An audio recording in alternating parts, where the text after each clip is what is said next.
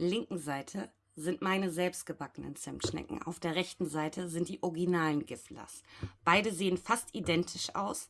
Meine sind vom optischen her viel, viel schöner aufgegangen. Man sieht das Ergebnis. Und falls du jetzt neugierig geworden bist, wie du das Ganze selber zu Hause nachbacken kannst, dann bleib einfach dran. Ihr Lieben, das sind alle Zutaten, die wir für die Gifler Zimtschnecken benötigen. Alle Mengenangaben schreibe ich dir wie immer unten in die Beschreibung. Und dann würde ich sagen, ich leg los und zeig mal, wie das Ganze funktioniert. Milch, Ei, Wasser, Zucker, Hefe, Mehl. Ich habe den Teig jetzt 8 Minuten geknetet. Jetzt kommt er in eine Schüssel und ruht für circa 1 Stunde da drin, bis sich sein Volumen verdoppelt hat. Und das natürlich abgedeckt. Vanilleextrakt, Zimt und den Zucker.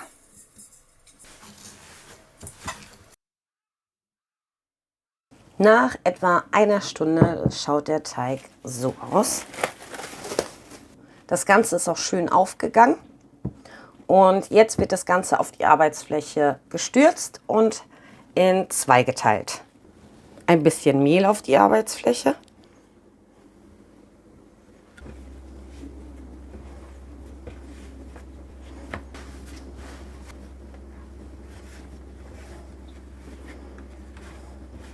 Die andere Hälfte, die packt ihr euch zur Seite, am besten auch abgedeckt, ansonsten trocknet das Ganze aus. Daher abdecken das Ganze. Das Ganze wird jetzt schön ausgerollt, einmal 50:20.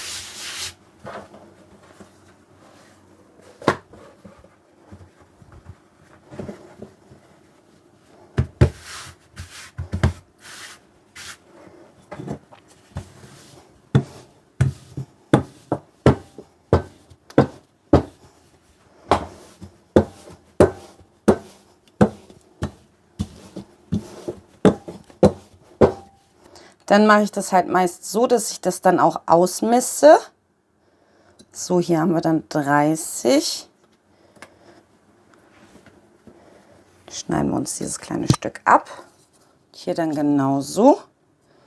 Haben wir dann auch 30.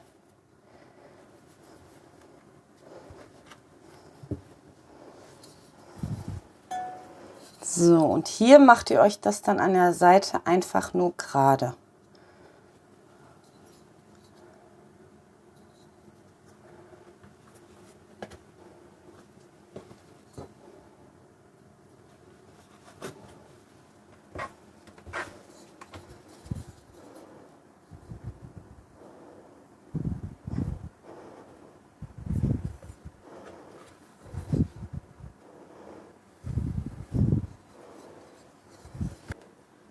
Da kommt dann die Zimt-Zuckermischung.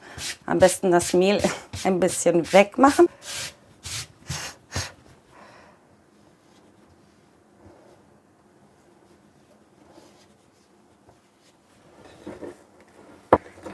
Wenn ihr das Ganze so ausrollt und abmisst, dann sehen sie echt perfekt aus. Das Ganze kann man übrigens auch einfrieren. Und wenn man dann Lust darauf hat, dann holt man sie einfach aus dem Gefrierschrank raus. Das Ganze dauert auch nicht lange, bis es auftaut. Und die schmecken wirklich, also ich würde sogar behaupten, probiert es auf jeden Fall aus, falls ihr das so gerne isst wie ich. Also wir, meine Kinder lieben die. Dann, dass sie sogar besser als das Original schmecken. Vor allen Dingen, wenn sie frisch aus dem Backofen kommen. Und das Ganze ist auch sehr schnell gemacht. Weil hier braucht man auch nicht wirklich lange warten. Also das Ganze wandert auch ja sofort in den Backofen, weil die Giflas, die sollen ja auch kaum aufgehen. Also der Teig. Dann können wir das Ganze einrollen.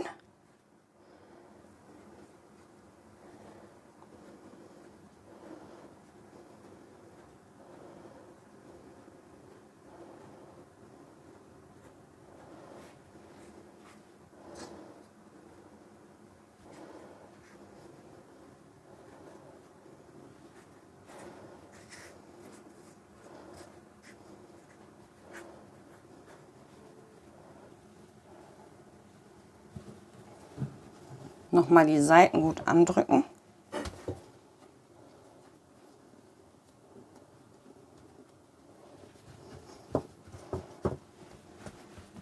Schauen, dass die Rolle überall gleich dick ist. Könnt ihr euch das Ganze so ein bisschen runterdrücken. Dann Maßband.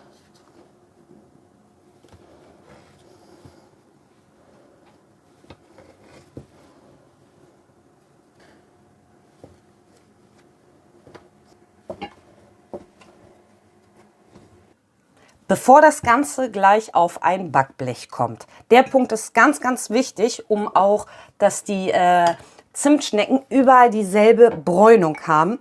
Nehmt ihr euch eine Milch mit Eigelb, das Ganze um. Man könnte das Ganze natürlich auch so machen, dass man die Zimtschnecken einfach damit bepinselt. Aber das Ganze hat nicht denselben Effekt. Also wir wollen ja, dass die Zimtschnecken überall eine Bräunung bekommen. Wirklich von oben bis nach unten, überall. Daher nehmt ihr euch die Zimtschnecke und rührt das Ganze einmal schön mit ein und legt es dann auf ein Backblech.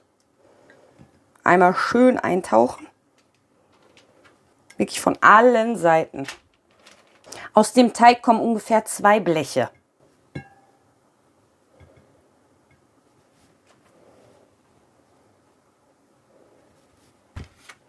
Die Gifler-Zimtschnecken kommen jetzt in den Backofen.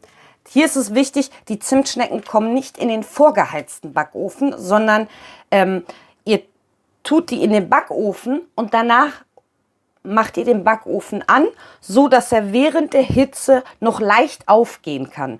Die Zimtschnecken gehen auch nicht mehr ganz doll auf. Ganz, ganz leicht. Und genau das wollen wir, damit wir diese perfekten Gifler-Zimtschnecken bekommen. Das Ergebnis zeige ich euch dann gleich. Ihr Lieben, das ist das Ergebnis. So schaut meine Gifler-Zimtschnecke aus. Ihr seht, das Ganze hat eine richtig schöne braune Farbe bekommen, wie das Original. Das Innere schaut so aus. Zimt-Zuckerfüllung ist auch ordentlich. Der Geruch ist unglaublich. Dieses Rezept ist wirklich ein Muss nachzubacken. Überrascht, dass das Ganze sogar viel, viel besser als das Original schmeckt. Falls dir das Video bis hierhin gefallen hat, dann lass mir doch gerne einen Daumen nach oben da. Und falls du neu bist auf meinem Kanal, dann gerne noch ein Abo und bis zum nächsten Mal.